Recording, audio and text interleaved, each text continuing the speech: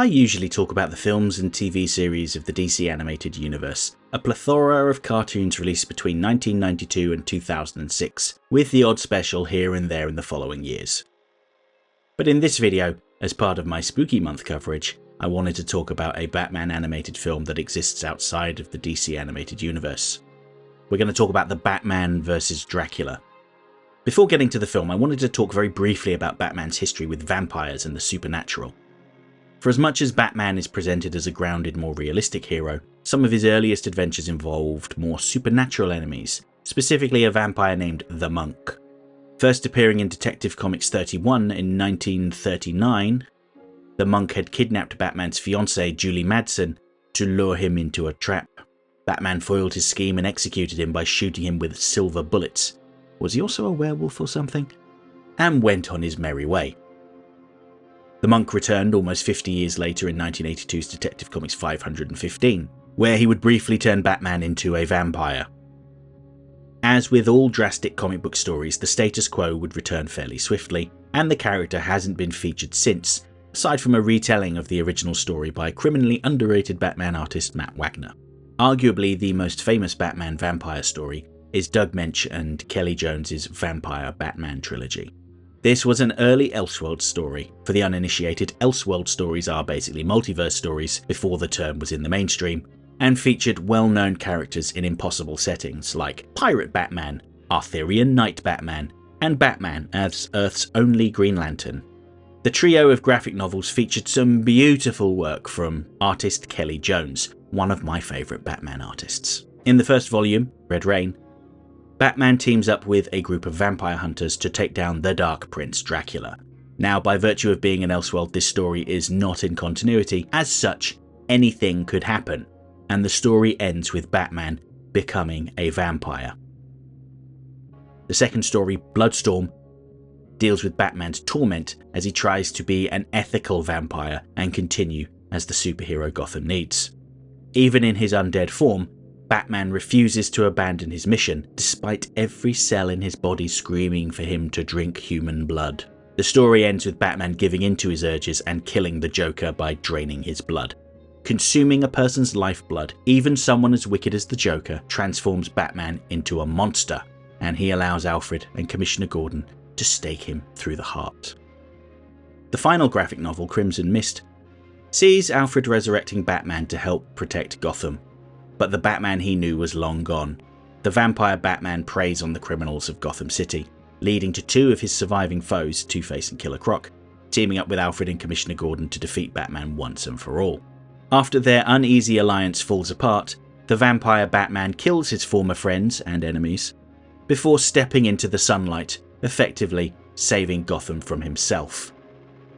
The vampire Batman has appeared a number of times since then in various comic books and media, including a brief appearance in Batman the Brave and the Bold. I think that he has captured people's imaginations because of the striking design. It's a concept that people can immediately grasp. Batman versus vampires. It just makes sense because of their similar designs. Batman is a hero that skulks around in the shadows and wears a long cape, much in the same way that Dracula is depicted in popular media. So this brings us to 2005's The Batman direct-to-DVD movie, Batman vs. Dracula. The Batman was a TV show with the unenviable task of being the first Batman-centric cartoon to be released after Batman the Animated Series. The show skewed towards a younger audience and was less emotionally complex overall. Having said that, that doesn't mean it's bad. It has its fans, as I've discussed in my recent retrospective on the show's 20th anniversary. Go watch that if you haven't already. While I may not be the biggest fan of the show, I do try to treat it fairly. And I can remember watching this film when it first came out. To be frank, I didn't enjoy it at the time, and hadn't watched it a second time until recently. I get that a lot of people, particularly those that grew up with the film, will likely enjoy it more. But would I feel differently about it after almost 20 years? Well, yeah, actually I did. I didn't dislike it as much as I did the first time I saw it. I think at the time I still had the comic book vampire trilogy in my mind.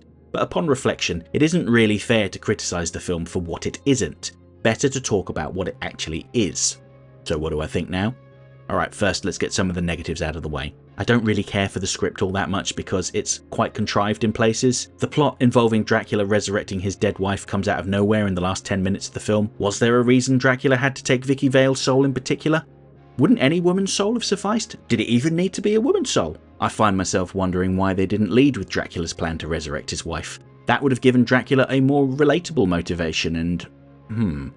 perhaps I have just answered my own question. So why include that plot at all, other than to put Vicky Vale in peril? Then there's Dracula's resurrection. For reasons unknown, the people of Transylvania shipped Dracula's corpse to Gotham centuries ago, and the Penguin just so happens to stumble upon Dracula's coffin whilst searching for hidden treasure, and accidentally cuts his hand, causing him to bleed all over Dracula's heart, bringing him back to life. It's a cool image, don't get me wrong, but they really made us jump through some hoops to get there. Okay. It's a film made for younger audiences and has a fairly limited runtime. They had to resurrect Dracula quickly to keep the plot moving. I get it. They're all things that needed to happen, so it can be forgiven. I just wish that it was all a bit more organic. So, now for the positives. While the narrative had its flaws, there are some excellent one-liners in here. The Penguin's joke about a plasma TV, no one tell Michael Morbius, and the Joker's response to Batman asking where Dracula was, "Where's Dracula?" I'm looking at him. Were highlights. While I don't really care for the art style of Jeff Matsuda all that much, this film has some really wonderful shots in it. They managed to take the extremely gothic version of Gotham City from that show and make it even eerier with less colourful skies. I think the vampire designs are quite striking as well and remind me a little bit of the vampires in Buffy the Vampire Slayer, even down to the fact that every vampire seems to know Kung Fu.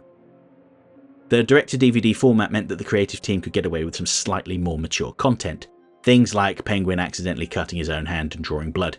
Even mentioning blood was a bit of a no-no on TV. And one of the most memorable scenes when the Joker meets his apparent end after falling in the river with his joy buzzer activated was quite horrific. And then almost combining those two previous scenes, arguably the most disturbing moment involves a vampire Joker bathing in blood at the blood bank. And it's great. Likewise, Dracula's demise as he cowers in Batman's shadow is a beautiful moment. Earlier in the film, Bruce Wayne had demonstrated his solar generators to Dr. Alucard, who is really Dracula. Clearly, no one in this universe has played Castlevania. And seeing the same technology in the Batcave leads Dracula to realise that Batman is Bruce Wayne. This is a rare example of Batman ending a life. He famously has a no-kill rule, but technically speaking, you can't kill the undead, so this execution doesn't count. You would never have gotten away with that on TV. Of course, by the end of the film, all of the big changes are undone. The Joker's not dead and gets cured of his vampirism. Penguin stops being a slave and is returned to Arkham. Vicky Vale, who seemed so important in this film, doesn't appear again. Now, for as much as I love those visuals, not all of them are perfect. For instance, seeing the vampire Joker reflected in the glass at the blood bank, when a few minutes prior they had established that their vampires have no reflections, took me out of the scene. In a way, I admire their dedication to creating strong visuals, even if it contradicts something that had been established earlier in the film. And I think that's a good summary of the film. It's a series of very cool moments and some striking visuals, strung together with a fairly basic plot. It's those interconnecting scenes that I wish were a bit more thought out. One thing worth mentioning is that the tie-in comic, The Batman Strikes number 15, takes place during the events of the film. It doesn't really fit in very well with the rest of the film. In this story, the Penguin capitalizes on the people going missing and becoming vampires to kidnap some wealthy people and hold them to ransom. Not only does he get caught by Batman, but Dracula intervenes, telling Penguin that he's going to have to keep him on a tighter leash before dragging him away into the shadows. In the movie, Penguin was under Dracula's influence from very early on and was instructed to guard the crypt. He's essentially acting as this Dracula's Renfield. I suppose he could have wandered off and done his own thing at night, and everything he did was in the service of Dracula. Still, this is a nice little addition to the movie, so check it out if you're a fan. The Batman vs. Dracula may not be the best Batman animated film. Don't worry, Mask of the Phantasm, your crown is safe. But it's a very stylish film that at times pushes the boundaries of what is acceptable in children's media. It's never overly gratuitous and peppers the story with moments of comedy, particularly scenes with the Penguin as Dracula's servant, and pretty much every scene with the Joker, even when he's a vampire, that takes the edge off.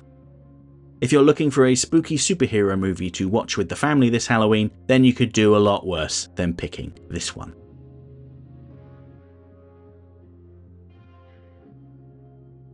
Okay, thanks for watching this special Halloween video. I decided to make this after a few of you asked about it in my The Batman 20th Anniversary retrospective, and I wanted to give the show another chance to catch on with my viewers. If you enjoyed this video, make sure you hit the like button, leave a comment, share the video with your friends, or even use the bell button to make sure you never miss another one of my videos. Don't forget that you can become a channel member for $1.99 a month and get early access to all of my video essays, as well as some other supplemental perks, including getting your name listed on screen like my current channel members are right now. If you want to see more videos about the characters seen in The Batman, make sure you let me know in the comments below. If the demand is there, I will cover the show, but you have to make sure that this video is a success.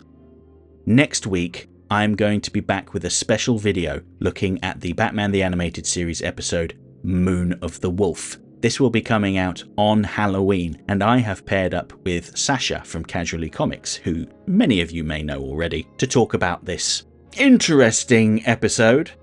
Hope to see you then.